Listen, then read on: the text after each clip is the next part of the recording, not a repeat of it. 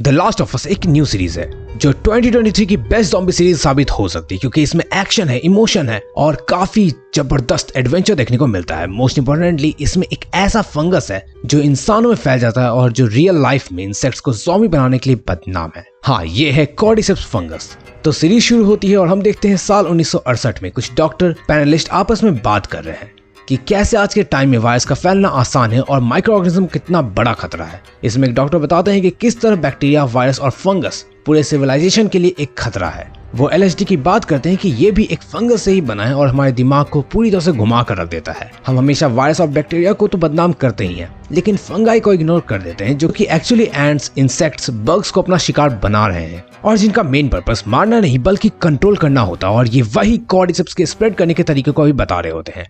तभी दूसरे पैनलिस्ट बोलते हैं कि ये फंगस केवल इंसेक्ट्स के लिए खतरनाक है पर इंसानों के लिए नहीं। और इस पर ये डॉक्टर बताते हैं कि हाँ, ये फंगस अगर किसी ह्यूमन बॉडी का टेम्परेचर 94 डिग्री सेल्सियस का हुआ तो फिर ये सर्वाइव नहीं कर सकते हैं। और फिलहाल तो कोई फंगस इवॉल्व नहीं होगा, लेकिन क्या होगा जब दुनिया थोड़ी और गर्म हो जाएगी, तब फिर फंगस इवॉल्व जरूर होंगे और एक एक करके कॉर्डिसेप्स, एर्गोट, एस्परजिलियस सब इवॉल्व होंगे और शायद हमारे ब्रेन को टेक ओवर भी करने लग जाए, विच इज रियली स्कैरी। और हमारे पास उसके लिए वैक्सीन्स भी नहीं होंगी और ना हम उतनी जल्दी बना पाएंगे। अब टाइमलाइन प्रेजेंट में 2003 में आती है जहां हम एक लड़की से मिलते हैं जिसका नाम सारा है और वो उसके फादर जोल और उसके चाचा टॉमी के साथ रहती है। सारा स्कूल जाती है और वापस आते हुए उसको कुछ वियर्ड दिखाई देता है क्योंकि रास्ता पूरा सुनसान हो चुका था और आसमान में जेट उड़ रहे होते हैं। वहीं उसके पड़ोसी घर में जो कुत्ता होता है वो भी काफी वियर्डली बिहेव कर रहा था। रात हो जाती है और सारा अपने फादर का घर में आने का वेट कर रही है क्योंकि आज उनका बर्थडे है। जोल घर आता है और सारा को बेडरूम में जाने को बोलता है पर सारा नहीं जाती। वो उसे उसका बर्थडे प्रेजेंट देती है और फिर दोनों बेफिक्र होकर सोने चले जाते हैं। लेकिन तभी जोल को टॉमी का कॉल आता है और वो बताता है कि वो जेल में और वो उसे छुड़ाने के लिए बुलाता है। ऐसे में सारा को बिना बताए जोल वहाँ के लिए निकल जाता और सारा सो चुकी थी। लेकिन अब उसे क्या पता था कि आज के बाद की दुनिया फिर कभी भी नॉर्मल नहीं रहेगी और सब कुछ हमेशा हमेशा के लिए बदल जाएगा क्योंकि आज एक ब्रेन फंगस स्प्रेड होकर पूरी दुनिया में फैलने वाला है। आधी रात में शोर के साथ सारा की नींद खुलती है और वो जब नीचे जाती है तो देखती है कि उसका पड़ोसी कुत्ता बहुत ही एग्रेसिव है। वहीं पड़ोसी का घर भी खुला देख वो अंदर जाती है और देखती है कि एक बुड्ढी जो चल भी नहीं सकती थी वो एनिमलिस्टिक स्टेट में उस पर अटैक कर देती है। यहाँ पर मैं आप लोग को इन्फॉर्म कर दूं कि लोगों को ऑर्फियोकॉर्डिसेप्स यूनिलैटरस फंगस का म्यूटेटेड वेरिएंट ब्रेन पर इफेक्ट कर रहा है क्योंकि अब 2003 है, यानी कि 1968 से 40 साल बीत चुके हैं और अब टेम्परेचर बढ़ चुकी है। तो जो ब्रेन फंगस केवल पेड़ों और छोटे मोटे कीड़ों को इन्फेक्ट करता था अब वो मास लेवल पर फैलने लग गया है। राइट टाइम पर जोल वहां पे पहुंचता है और किसी तरह टॉमी के साथ वो सारा को बचा लेता है और उसे लेकर सिटी छोड़ने के लिए निकल जाता है। लेकिन जब ये जा रहे होते तभी प्लेन क्रैश होता है और इनकी गाड़ी पलट जाती है। अब जोल क्रैश के बाद सारा को उठाकर खाली पैर आगे बढ़ता है पर फिर भी खतरा नहीं टला था क्योंकि फिर एक मिलिट्री गाय उसे मिल जाता है जिसे ब्लाइंडली शूट करने के ऑर्डर मिले था और वो फायरिंग करने लगता है। तभी उसका अंकल टॉमी मिलिट्री गाय को मार देता है, लेकिन सारा को बचाने में काफी देर हो चुकी थी और गोली सारा को लग जाती है जिससे वो जोल के कंधों पर ही अपना दम तोड़ देती है। अब आगे क्या होगा उसे जानने से पहले अगर तुम्हें द लास्ट ऑफ अस को खुद से देखना है तो टेलीग्राम चैनल का लिंक डिस्क्रिप्शन में मिल जाएगा, जाओ ज्वाइन करके खुद से देख लो। वहां में जितने भी लेटेस्ट मूवीज या सीरीज आते रहेंगे मैं आपको अपडेटेड करता रहूंगा। अब टाइमलाइन 20 साल बाद 2023 के वर्ल्ड में बोस्टन शहर को दिखाती है जो कि वही टाइम है जहां हम और आप इस वीडियो को एंजॉय कर रहे हो। अब हमें एक बच्ची दिखती है और टॉमी जोल कहाँ है ये आगे बहस होता है। अब फंगस इन्फेक्शन के कारण सिविलाइजेशन खत्म हो चुकी है और बचे हुए लोग क्वारंटीन जोन में रह रहे हैं जहां फेडरल नाम की मिलिट्री रूल करती है। यही बोस्टन पर एक रेबल ग्रुप भी फॉर्म्ड है जिसका नाम फायरफ्लाइज है जो मिलिट्री के अगेंस्ट है और उस इन्फेक्शन का क्योर ढूंढने में लगी है जिसने सब कुछ चपेट में ले लिया है। और अब जोल मजदूर के जैसे काम करता है। इसके बाद जोल दिखता है जो कि एक करप्ट सोल्जर के साथ कुछ पेन किलर का ट्रेड कर रहा है। जोल ने सोल्जर को एक ट्रक अरेंज करने के लिए कहा था जो कि रेडी था, लेकिन वो ट्रक बैटरी के बिना नहीं चल सकती थी और अब वो बैटरी का ही जुगाड़ करता है। यहाँ रिसोर्सेज की इतनी ज्यादा कमी है कि पिल्स को देने के बाद जोल ने प्लास्टिक तो सोल्जर से वापस ले ली थी। जो मुझे इंटरेस्टिंग लगा तो मैं सोचा आपको बता दूं। सीन अब टेस पर आता है जो रॉबर्ट के साथ बात कर रही है क्योंकि रॉबर्ट ने उस बैटरी को कहीं और भेज दिया था।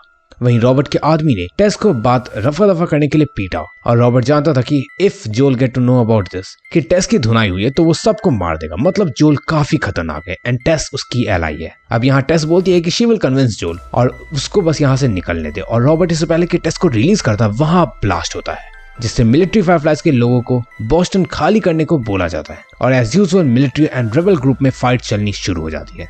और इसमें टेस घिर चुकी थी तो उसके पास सरेंडर करने के अलावा कोई भी ऑप्शन नहीं होता। सीन चेंज होकर एक बालिका पर आती है जिसका नाम उसने वेरोनिका बताया है। इस पर फायरफ्लाइज के लोग रिसर्च कर रहे हैं एंड उसके अकॉर्डिंग मिलिट्री उसे कभी भी ढूंढने के लिए वहां पहुंच सकती है। इसके बाद जोल को एक बूढ़े रेडियो ऑपरेटर से पता चलता है कि उसका भाई टॉमी 3 हफ्ते से कहाँ है किसी को नहीं पता। ऐसे में उसे ढूंढने का प्लान वो बनाता है। टॉमी वायोमिंग टावर गया हुआ था तो वो रेडियो ऑपरेटर से पता मांगता है। वो शुरू में तो उसे देने से मना करता है क्योंकि वहाँ इन्फेक्टेड वगैरह लोग भरे हुए हैं और रास्ता भी बेहद खराब था, पर हार मानकर वो बूढ़ा रेडियो ऑपरेटर उसे एड्रेस दे देता है। अब सोल्जर के रिलीज करने के बाद टेस घर आती है और वो जोल को सब कुछ बताती है, जिससे जोल एंग्री हो जाता है। लेकिन फिर वो उसका दिमाग ठंडा करती है क्योंकि फिलहाल इनके लिए ट्रक की बैटरी ढूंढना सबसे ज्यादा इंपॉर्टेंट है, क्योंकि उसके बगैर ये टॉमी को नहीं ढूंढ सकते हैं। फायरफ्लाई से मिलिट्री के क्लैशेस रिसेंटली बढ़े थे, जिससे टीम मेंबर आपस में डिस्कशन करते हैं, जहां एक और इम्पोर्टेंट कैरेक्टर मर्लिन दिखती है जो लोकल लीडर है और वो बताती है कि फायरफ्लाइज का पर्पस दुनिया को पीसफुल बनाना है और इसका क्योर ढूंढना भी, जिसके लिए ये फाइट चलती रहेगी। फायरफ्लाइज के पास अब वेरोनिका है जो इनकी मदद करेगी, लेकिन पहले इन्हें वेरोनिका को लेकर वेस्ट में जाना होगा। अब ये कैसी मदद की बात कर रहे हैं ये सब हमें आगे पता चलेगा। वहीं हम देखते हैं कि टेस और जोल को, जिसे बैटरी के बारे में पता लग चुका है, वो सबवे के थ्रू बैटरी पिकअप करने जाते हैं। दूसरी तरफ मार्लिन दिखती है जो वेरोनिका को रिलीज कर देती है और हमें पता चलता है कि इस टीनेज गर्ल का नाम वेरोनिका नहीं बल्कि एली है। एंड अब ये कहानी आगे और भी इंटरेस्टिंग होने वाली थी। मार्लिन एली को बचपन से जानती है और उसे सेफ रखा हुआ है। एली बहुत ही स्पेशल चाइल्ड है, इसलिए उसे यहाँ से निकालकर दूसरी जगह ये लोग ले जा रहे हैं। यहाँ एक और बात पता चलती है कि एली इन्फेक्टेड है, लेकिन उसे अभी तक कुछ नहीं हुआ है, जिस वजह से एली बहुत ही ज्यादा प्रीशियस है। जोल इधर सबवे से बैटरी लेने बिल्डिंग में जाता है, लेकिन वहाँ लाशें बिछी हुई थी और रॉबर्ट के साथ कुछ फायरफ्लाइज मेंबर मारे जा चुके थे। अनफॉर्चुनेटली जिस बैटरी की तलाश में ये लोग वहाँ आए थे वो कबाड़ थी। इसके लिए रॉबर्ट सबको घुमा रहा था और इसी फ्रस्ट्रेशन के कारण फायरफ्लाइज ने उसे मार दिया और तभी जोल को मर्लिन दिखती है जो जख्मी है। अब इससे पहले कि वो लोग बात करते हैं, एली स्विस नाइफ से जोल पर हमला करती है, लेकिन ये भी जोल है तो ये तुरंत एली पर गन पॉइंट कर देता है, जिसके बाद एली की चालाकी शांत हो जाती है। यहाँ मर्लिन जोल और टेस को एली को वेस्ट में स्टेट हाउस स्मगल करने का ऑफर देती है और मर्लिन कहती है कि अगर ये ऐसा कर देते हैं तो वहाँ फायरफ्लाइज के लोग इन्हें बहुत सारे हथियार और ट्रक देंगे, जिससे टॉमी को भी ये ढूंढ पाएंगे। बस फिर क्या था, टेस और जोल दोनों एली को स्मगल करने के लिए राजी हो जाते हैं और घर पहुंचकर प्लानिंग करनी शुरू कर देते हैं। अब बस एली चालाक थी तो वो कितनी ज्यादा समझदार है वो अब हमें पता चलता है, क्योंकि वो घर में पड़े हुए सामानों से समझ जाते हैं कि ये रेडियो का सीक्रेट मैसेज करने के लिए यूज होता है।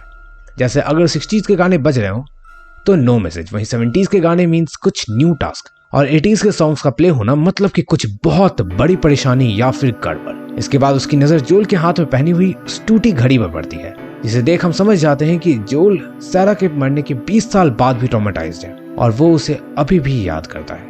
अब रात होते ही तीनों क्वारंटीन जोन छोड़ के निकल जाते हैं, लेकिन रास्ते में उसे वही करप्ट सोल्जर मिलता है जो कि जोल का फ्रेंड है, लेकिन वो फ्रेंड होने के बावजूद उन्हें इतना बड़ा रूल तोड़ने नहीं दे सकता।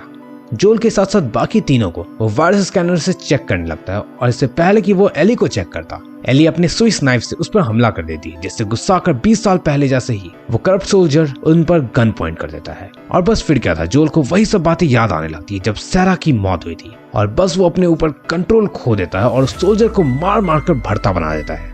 वहीं वायरस स्कैनर पर एली पॉजिटिव दिखाई देती है, मतलब इस लड़की के साथ कुछ तो गड़बड़ है, जिसके बाद वो अपना जख्म भी दिखाती है।